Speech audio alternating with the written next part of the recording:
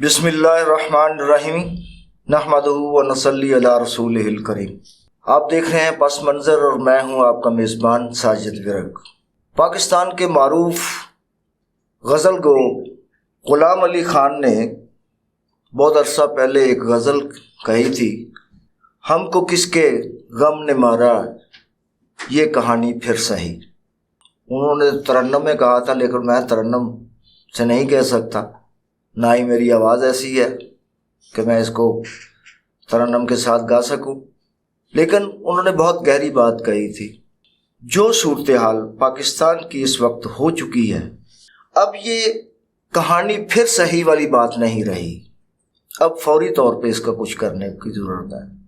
انہوں نے تو اپنے محبوب کے حوالے سے کہا تھا کہ جس نے مجھے یہ غم دیا ہے اس کے بارے میں پھر کبھی بتاؤں گا، لیکن پاکستان کے ساتھ ہمارے ارباب اختیار نے جو کچھ آج تک کیا ہے، اب اس کو مزید ڈیلے کرنا مناسب نہیں ہوگا، ورنہ پاکستان خدا نخواستہ میرے منہ میں خاک، جس طرح یہ دنیا کے نقشے پر ابھرا تھا اسی طرح ختم بھی ہو سکتا ہے۔ پاکستان کو جس طرح لوٹا گیا، اس کی ایک مثال میں آج سعادت حسن منٹو صاحب سے دوں گا کہ سعادت حسن منٹو اپنے دور میں جب شاعری کیا کرتے تھے تو ایک دن ان کا بازار حسن جانے کا اتفاق ہوا۔ تو بازار حسن جب گئے تو گرمیوں کا دن تھے، اور جس خاتون کے پاس گئے اس نے ونڈو اے سی لگایا ہوا تھا۔ اس زمانے میں ونڈو اے سی ہوتے تھے، سپلٹ اے سی تو اب آئے ہیں۔ وہ ونڈو اے سی لگا ہوا تھا، فل سپیڈ پہ لگا ہوا تھا، اور محترمہ کمبل اوڑھ کے سوئی ہوئی تھیں، لیٹی ہوئی تھیں۔ تو انہوں نے سعادت حسن منٹو نے اس خاتون کو مخاطب کرتے ہوئے پوچھا کہ یہ آپ نے کیوں لگایا ہوا ہے، آپ اس کو بند کر دیں، اتنی گرمی تو نہیں ہے کہ آپ مطلب فل سپیڈ پہ اے سی لگا کے لیٹی ہوئی ہیں، آپ پنکھا چلا لیں۔ تو اس کے الفاظ یہ تھے، اور جی منٹو صاحب اسا کیڑا بل پلیوں دینا ہے۔ منٹو صاحب اپنی ایک تحریر میں مزید لکھتے ہیں کہ ان کا اتفاق ایک دفعہ گوجرانوالا جانے کو ہوا۔ گوجرانوالا کے اس وقت کے ڈپٹی کمشنر سے انہیں کوئی کام تھا، تو وہاں جب گئے تو وہاں بھی انہیں ایسے ہی منظر کا سامنا کرنا پڑا۔ ڈپٹی کمشنر صاحب سردیوں میں اے سی لگا کے بیٹھے ہوئے تھے اور 3 پیس سوٹ زیب تن تھے، لیکن یہ نہیں کر رہے تھے کہ اس کو بند کر دیں یا کوئی پنکھا چلا لیں۔ تو منٹو صاحب نے وہی سوال جو اس فاشا عورت کو کیا تھا وہی ڈپٹی کمشنر گوجرانوالا کو کیا کہ جناب آپ اے سی لگا کے بیٹھے ہوئے ہیں، اگر آپ کو اتنی سردی لگتی ہے تو اس کو بند کر دیں۔ تو انہوں نے کہا وہ جی منٹو صاحب اساں کیڑا بل پلیوں دینا ہے، گورنمنٹ کے خزانے چ ہی جانا ہے۔ تو اسی طرح 76 سال سے پاکستان کے ارباب اختیار نے یہی کچھ کیا ہے۔ اب ضرورت اس امر کی ہے کہ یہ کیسے درست ہوگا، کیونکہ ہماری من حیث القوم کا مزاج بدل چکا ہے۔ ہماری پاکستانی قوم، یہ کہنا زیادہ موزوں ہوگا کہ اس کو آج تک کوئی تربیت کرنے والا رہنما نہیں ملا۔ اس کو ہر وہ رہنما ملا ہے، سیاسی رہنما کی بات کر رہا ہوں، کہ سیاسی ہر وہ رہنما ملا ہے جس نے چاول کی پلیٹ پر صرف ووٹ حاصل کرنے کی کوشش کی ہے، سردیوں میں چائے کی پیالی اور 2 عدد پاپے جن کو پنجاب میں رس بھی کہتے ہیں اس پہ مطلب ہے ووٹ لینے کی کوشش کی ہے، اور پھر اقتدار میں آ کے اس طرح لوٹا ہے قومی خزانے کو، جیسے سعادت حسن منٹو صاحب کے مطابق کہ جی یہ کہڑا ساڈے پلیوں جانا ہے، قومی خزانے چوں ہی جانا ہے نا، جدوں سانوں دین دی لوڑ پائے گی تو پھر ویکھاں گے۔ تو پاکستان کے ساتھ یہی کچھ ہوا۔ ابھی کل لندن میں اسحاق ڈار ایک پریس کانفرنس میں کہہ رہے تھے کہ نواز شریف انتقام کی بجائے ملک کو ٹھیک کرنے پر توجہ دیں گے۔ کیا بات ہے! یعنی 35 سال سے نواز شریف صاحب جک مار رہے تھے، 35 سال سے اقتدار میں رہنے کے باوجود 3 مرتبہ وزرائے اعظم، 2 مرتبہ وزیر اعلیٰ پاکستان کے سب سے بڑے صوبے کے، پھر ان کی فیملی کے 2 افراد سگا بھائی اور بھتیجا وزارت اعلیٰ پہ، اور پھر چھوٹا بھائی بھی 16 ماہ وزیر اعظم کے عہدے پر رہنے کے بعد وہ اب بھی یہ کہہ رہے ہیں کہ وہ پاکستان کو ٹھیک کرنے پر توجہ دیں گے، یعنی ابھی تک وہ جھاک مارتے رہے ہیں۔ یعنی یہ ان کا اعتراف جرم ہے کہ انہوں نے واقعی اپنے 35 سالہ سیاسی دور میں کچھ نہیں کیا، اقتدار میں رہنے کے باوجود۔ ہاں، وہ ضرور کام کیے ہیں جس سے ان کو اچھی کمیشن مل سکتی رہی ہو، یا اتفاق فاؤنڈری کا لوہا استعمال ہوتا رہا ہو، یا ان کی دیگر کمپنیز کی چیزیں تصرف میں آتی ہوں، وہ ضرور انہوں نے کیا ہے۔ مثال کے طور پہ روڈ بنائے ہیں، اوور ہیڈ برج بنائے ہیں، انڈر پاسز بنائے ہیں، کیونکہ ان کے نزدیک تو یہی ترقی ہے۔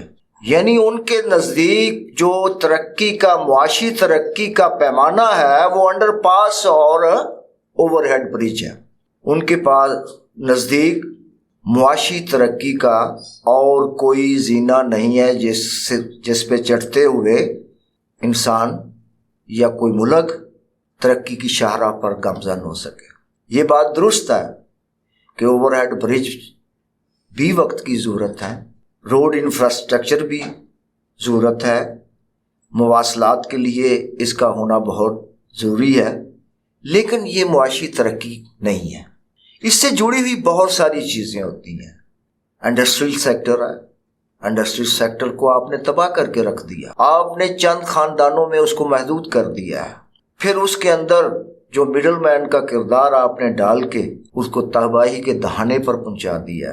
پاکستان کی امپورٹ ایکسپورٹ ختم ہو کے رہ گئی ہے، خام مال آ نہیں رہا اور ایکسپورٹ ہو نہیں رہی، بے شمار انڈسٹریز بند ہو چکی ہیں صرف اس وجہ سے کہ ان بیرون ملک سے خام مال نہیں آ رہا اور وہ کوئی پروڈکٹ تیار کر کے ایکسپورٹ نہیں کر رہے۔ مقامی طور پہ جو صنعتیں ہیں جو اپنی چیزیں یہاں بائی کرتی ہیں وہ بھی لوگوں کی پہنچ سے باہر ہو چکی ہیں۔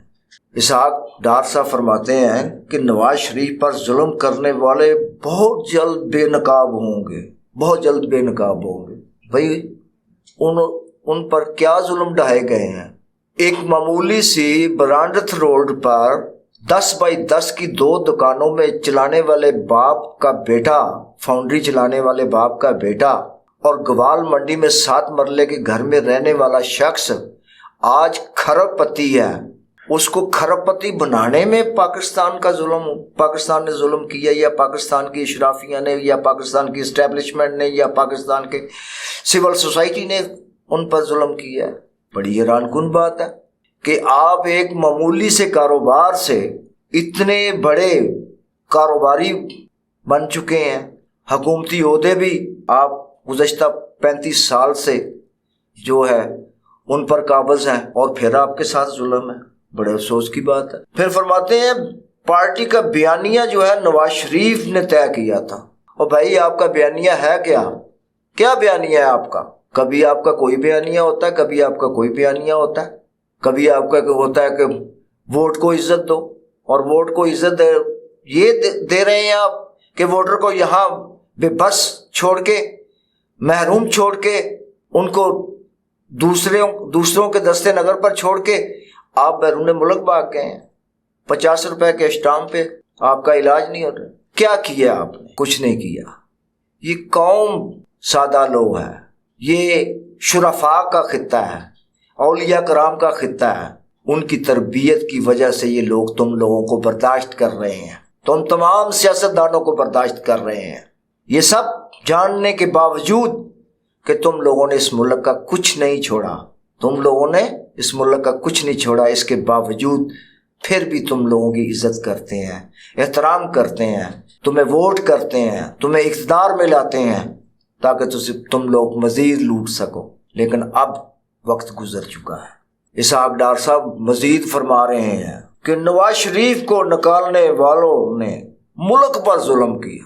کیا بات ہے، ملک پر ظلم کیا، یعنی ان کو نکالنے میں، اقتدار سے نکالنے پر ظلم ہوا ہے۔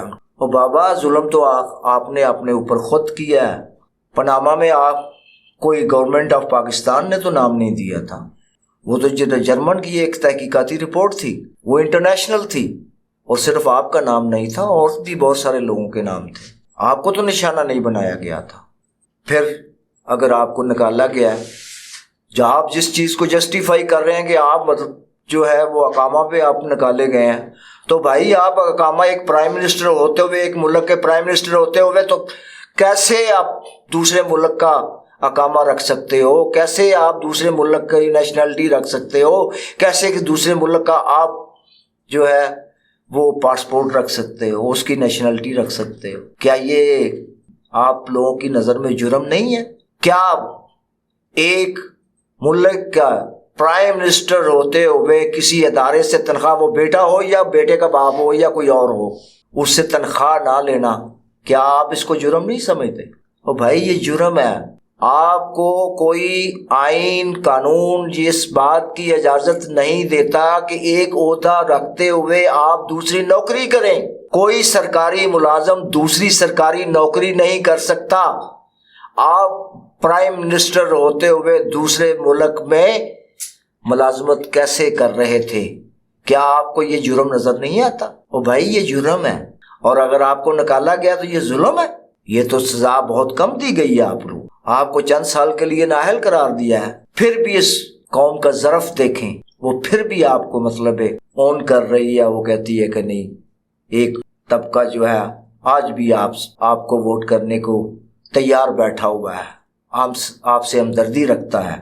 لیکن اگر آپ ان چیزوں کو ترقی سمجھتے ہیں، سڑکیں اور پل بنانے کے، تو اس لحاظ سے تو پھر پاکستان پیپلز پارٹی نے آپ لوگوں سے زیادہ ترقی کی ہے۔ انہوں نے تو زیادہ ترقیاتی کام کیے ہیں، انہوں نے کم از کم فلاح و بہبود کے کام کیے ہیں، فلاح و بہبود کے کام کیے ہیں۔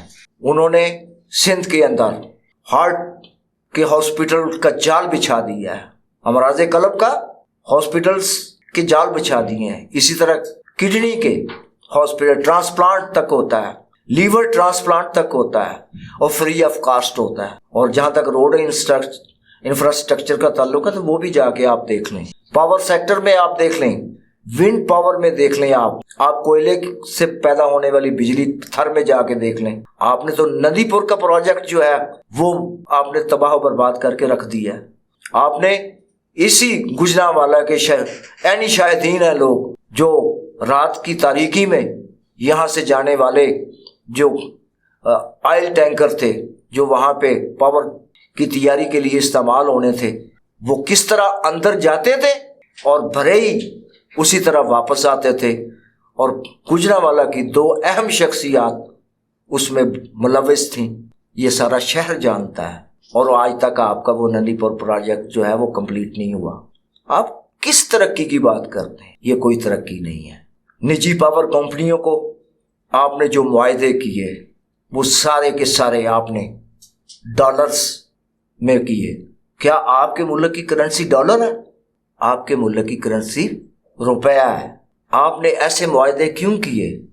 اور پھر وہ معاہدے جس میں کوئی پاور کمپنی بجلی جنریٹ کرے یا نہ کرے، آپ نے اس کو کیپیسٹی پیمنٹ دینی ہی دینی ہے۔ یہ ہے آپ کی ترقی؟ کو خدا کا خوف کریں یار۔ یہ صرف میں آپ کو تنقید کا نشانہ نہیں بنانا چاہتا، اور نہ ہی بنا رہا ہوں، یہ میں تمام سیاسی جماعتوں کو یہ باور کرانا چاہتا ہوں کہ کسی بھی سیاسی جماعت کا جو بھی اقتدار میں رہی ہیں، وہ آپ ہیں، پیپلز پارٹی ہے یا تحریک انصاف ہے، سب نے اس عوام کو لوٹنا ہی نہیں بلکہ دونوں ہاتھوں سے نوچا ہے۔ آپ نے اس قوم کی شکل تک بگاڑ دی ہے، نوچ نوچ کے آپ نے ان کا خون نچوڑ لیا ہے۔ آپ نے تو حد ہی کر دی ہے۔ خدا را اب ہی کچھ سوچ لیں، اب ہی کچھ سوچ لیں۔